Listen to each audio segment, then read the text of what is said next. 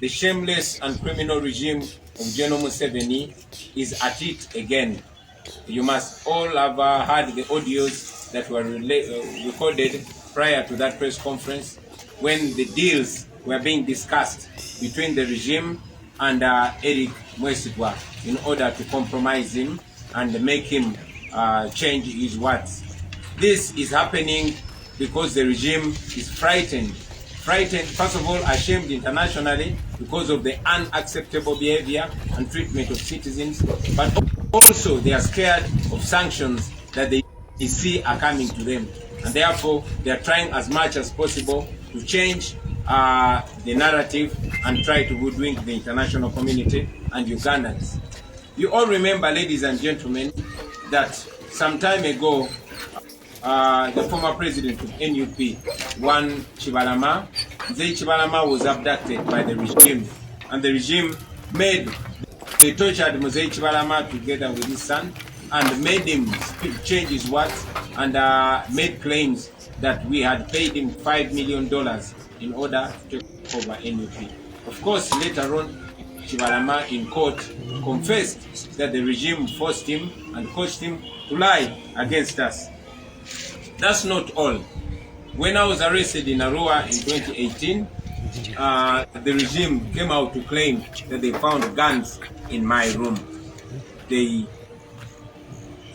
say that in Parliament through the minister, and until today, no gun has ever been produced. That case died a natural death. No wonder you've not seen me and my team in court about the Arua case. I also want to remind you that when they shot my driver Yasin Kauma and killed him in Arua, Emilian Kavuma, the then police spokesperson, came out and claimed that we, People Power, then had actually killed Yasin Kauma because we were found with guns. The story died out naturally, as they always do. They denied torturing me in Arua and also denied torturing Zake. But later on, Museveni came out and confirmed that they had tortured me, and even the High Court confirmed that they had tortured Honorable Zake. When Rita Nabukenya was killed, the police hid the footage. They refused to bring out the video footage of where she was killed because it was clear that they had killed her.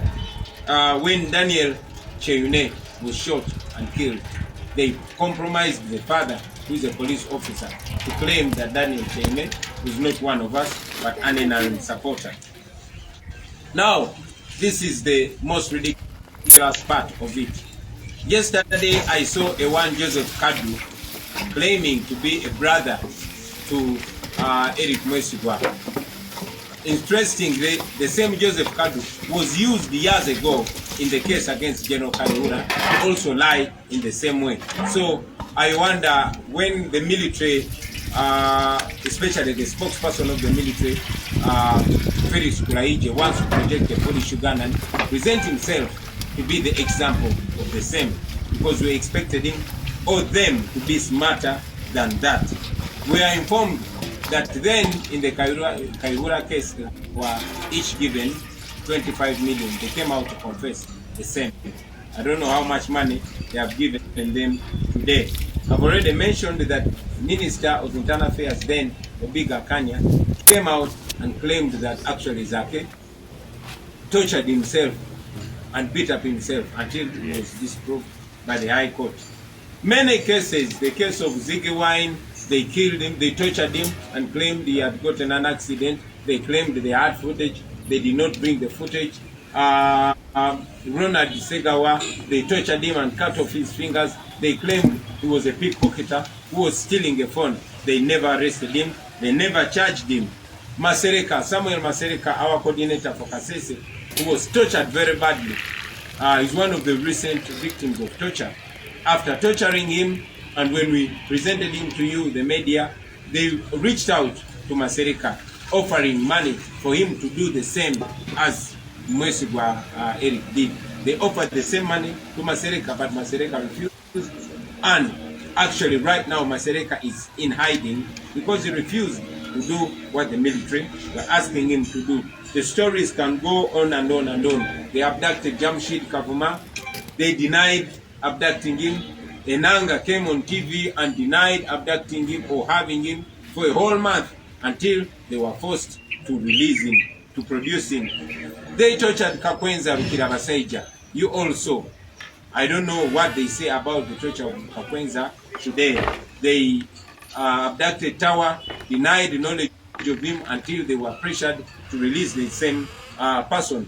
Now, yesterday, they abducted our brother called Mwesigwa Gaddafi. They first abducted the wife, looking for Gaddafi, but later released the wife, then abducted the friend to Gaddafi. His friend is called Kunsonga, but they call him in the ghetto, they call him Mosquito. So yesterday, they abducted Gaddafi. Up to now, we don't know where Gaddafi is. I am addressing this matter to show you how shameless the Museveni regime is. But again, I encourage you, ladies and gentlemen, don't stop. Those on the internet, on social media, and every Ugandan who can raise a voice, don't stop raising your voice. This regime continues to embarrass itself, to expose itself because of your pressure. Please do not stop. Katika mbyogere mu Luganda. Abasebo ne banyabo mbebaza olw'okujja olwaleero. Yagadde olwaleero okwogera ku nsonga mwenna gye nkakasa gye mwalabye ku TV ne ku mitimbagano, ensonga ya muganda waffe Eric Mwesigwa. Eric Mwesigwa yawambibwa n'atulugunyizibwa era mwalaba yajja wano. Ffe kye tukola kwe kulabisa gavumenti eno ne tuyita mwe n'abannamawulire ne tubalaga Eric Mwesigwa olw'obuswavu obwa gavumenti eno n'okulabisa kwe twagirabisaamu n'ensi yonna kyebaddeko, naye okusingira ddala okutya nati ezigenda okukasibwako kubanga ensi yonna emanye ebigenda maaso mu Uganda. Amagye nga gayita mwogezi w'amagye Felix Kulayije bakoze ekintu eky'obuswavu ennyo.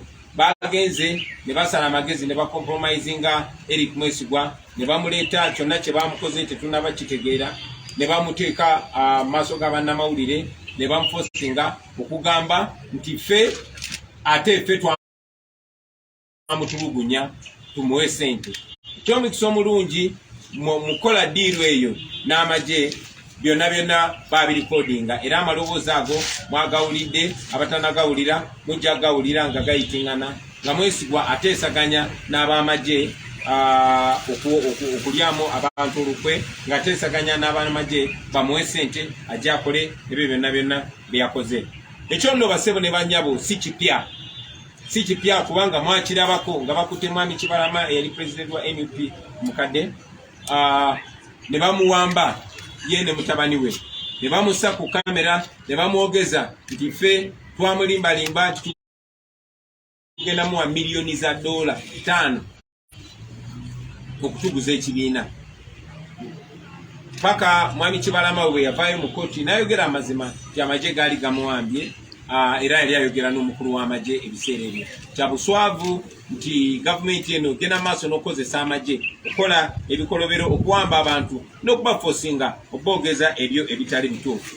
Era si kyekyasooka, mwalaba nga gavumenti eno ng'eyita minisitule w'ensonga z'omwenge ebiseera ebyo yagenda mu parliament ne bagamba nti bankutte nze n'emmundu biri mu Arua mu kisenge kyange, era ne bazigulako omusango gw'okusangibwa n'emmundu. Mwenna mumanyi nti paka olunaku lwaleero emmundu ezo zaabula n'omusango ogwo mwenna mumaze tuwezezza emyaka egisukka mu 2 nga omusango ogwo tegutuula. Naye ogwo omusango gwali gwa nagomola gwe baali banziguddeko nga balindi abantu nti bansanze n'emmundu. Batta Yasini Kawuma bamukuba amasasi mu Arua. Yasini Kawuma yali driver wange, naye omwogezi wa poliisi ebiseera ebyo Emilian Kavuma yavaayo Kayima. Emilian Kayima yavaayo n'agamba nti ffe kennyini ffe twasse Yasini Kawuma kubanga batusanze n'emmundu. Ebyo byakomaawo ebatugulako musango ogwo kubanga baali bamanye ekituufu. Tebyakomaawo juzi bwe batta muganda waffe Daniel Cheyune. bagamba nti ffe twamuse bamwegana era ne bakompromisinga taata we eyali wa poliisi n'agamba nti ye abadde wa NRM. So ngezaako balaga gavumenti eno engeri gyegenda ng'ekyusa ebintu mu ngeri ey'obuswavu. Bakozesa ku mulundi guno baggyeyo omusajja gwe bayita Kaddu Joseph gwe baleese ye muganda wa Eric Mwesigwa. Kaddu Joseph eyo mujja kulaba ne bu video batandise okugjayo nga y'omuntu omu gwe bakozesa nga bagudde ku kayula emisango newankubadde ate era yavaayo n'agamba nti baali bamuwadde $25,000 awe obujulizi obukyamu. So kyewuunyisa nti bano abantu betubadde tutya nga tulowooza abagezi ate si bagezi nnyo nga bwe mulowooza. Abatusinga butemu tebatusinga magezi kubanga bakola ensobi ze ezimu nga bagenda baziddingana. Mwabalaba nga bayita mu Obiga Kanya minisita w'ensonga ez'omunda ebiseera ebyo eyavaayo n'agamba zaake yeyeetulugunyiza yerumyerumya amatu paka ekooti enkulu bwe yavaayo nekakasa nti ddala zaake bamutulugunya nga nze kennyini era Mwaruwa beegaana nti tebantulugunyako paka Museveni bwe yavaayo n'akakasa nti amagye gantulugunye. Zino ngezaako bawa ensonga ez'enjawulo ebiseera eby'enjawulo emirundi egy'enjawulo gavumenti ya Museveni wezze naddala ng'ekozesa amagye nga bawamba abantu bamala okutulugunya abantu ne babatuusaako obuvune ne babakolako ebyambyone ate ne bavaayo bo kennyini ne bakozesa abo abantu bennyini oba ne balimba mu ngeri ey'obuswavu. Mwabalaba ku Ziggy Wine batulugunya muganda waffe muyimbi munaffe Ziggy Wine n'atuuka n'okufa. Bagamba baleeta footage okakasa yafunye accident. Oyo footage yabula bwatyo. Ssegawa Ronald omulenzi gwe mwalaba gwe bawamba ne bamutulugunya kubanga yali yesize ebya Museveni nga yambadde t-shirt ya Museveni naye nga wagira people power. Oyo bamusalako engalo n'oluvannyuma bagamba yali mubbi bamukwata bakasimu. Tewali musango gwonna gwe bamugulako, tewali wonna gwe bamuloopa. Kikikoma kwoyo Masereka, Samuel Masereka coordinator waffe ow'e Kasese bamuwamba ne bamutulugunya ne bamusalaasala naye kati babadde kubanga kyabadde kibaswaza nnyo babadde bamunoonya nga baagala naye akole kye bakozeseza Eric Mwesigwa. Era Masereka bwe yaganye n'atubuulira mulabye ng'akola ne interview ng'ayogera ku nsonga y'emu. Kati Masereka yeekwese kubanga bamunoonya mutuusaako buzibu. Mwabalaba abo bawamba Jamshid Kavuma ne bamwegana okumala omwezi mulamba kubanga baali bamukubye essasi mu kugulu yamala kutereeramu ne balyoka bakkiriza. Enanga yennyini yeegaana nti tebalina Jamshid Kavuma okumala omwezi mulamba ng'ebitongole byonna ebigamba nti ebitongole bikuumaddembe nga beeganye Jamshid Kavuma. Mwawamba tawa ne bamwegaana paka bwe bamusesema. Olwaleero baganda baffe be bawamba ekapeeka ne Nakaseke tetumanyi gye bali bakyabeegaana oba oli abo baba tebannabatta nabo bajja kubeera ku pressure babate. Bangi nnyo kugeza olunaku lw'eggulo bawambye muganda waffe Gaddafi Mugumya bamuwambye basooka kuwamba mukyala we nga babanja bbaawe abalage gyali ne bawamba mukwano gwe gwe bayita Tomusange gwe bakazaako erya mosquito eyotalabikanga kati olunaku lwajjo bawambye Gaddafi.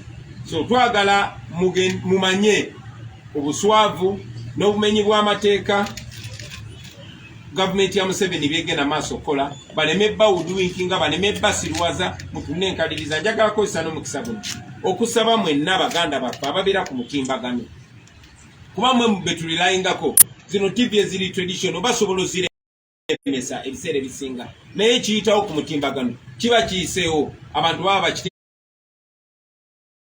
bakitegedde bano baba bagenda kulwana bulwanyi tukistopinga. So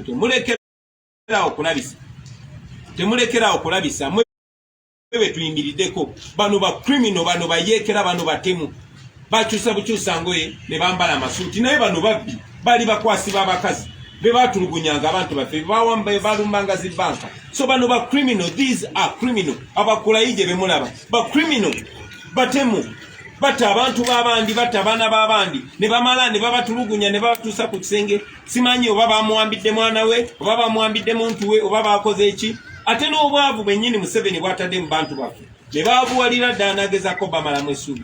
temugwamu ssuubi mulemereko bano abantu okola bino ebintu kiragira ddala okutya kiraga nti bali ku pressure kati sanctions zigenda baluma obujulizi bugenda buwera kyobola abagezaako okubuuzabuza badde nyina okuliyalinga eno ensonga basebo ne banyabo mwebale nnyo okumpuliriza mpozi ensonga endala gye njagala okusembyayo njagala obategeeza nti bukyanga tufiirwa muganda waffe kanso wa Mary tubadde tuli mu nteekateeka ez'okumugjayo okumukomyawo aziikibwe eno mu kitiibwa n'okukliyaringa bills twasobodde nga tuyita mu ttiimu zaffe ez'omu diaspora byonna okubitereeza era omubiri gwa muganda waffe guli ku nnyonyi guli mu kukomawo enkya tusuubira okumurisiivinga era program ejja kuba ebategeezebwa basebo ne bannyabo. Let me say this in English. I want to inform the nation that following the tragic death of our brother Council Anthony Wameri, we have been working with our diaspora team in America and the world over to clear the process of the repatriation of his body. I want to inform the nation that his body is on the plane returning and we hope to receive it tomorrow. We shall be informing the nation about any other program. Thank you very much for God and my country.